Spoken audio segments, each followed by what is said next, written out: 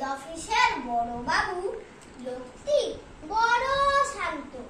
তার যেমন মাথার ব্যামো কেউ কখনো জানতো? দিব্যি ছিলেন খোশ মেজাজে, চেয়ারখানি চেপে একলা বসে ঝিমঝিমিয়ে হঠাৎ গেলেন খেতে। এক্কে উঠে হাত পা ছুড়ে চোখটি করে গোল, হঠাৎ বলেন, গেলুম গেলুম, আমায় ধরে তোল। তাই শুনে কেউ বদ্যি ডাকে, কেউ বা হাঁকে পুলিশ, কেউ বা বলে কামড়ে দেবে, সাবধানেতে তুলিস। ব্যস্ত সবাই এদিক ওদিক করছে ঘোরাঘুরি। বাবু হাঁকেন, ওরে আমার গোঁফ গিয়েছে চুরি।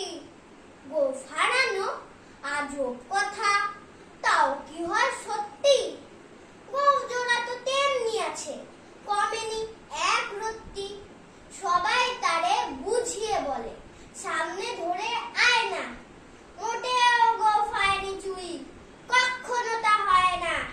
রেগে আগুন, তেলে বেগুন, তেড়ে বলেন তিনি, কারো কথার ধার ধারি নেই, সব বেটাকেই চিনি।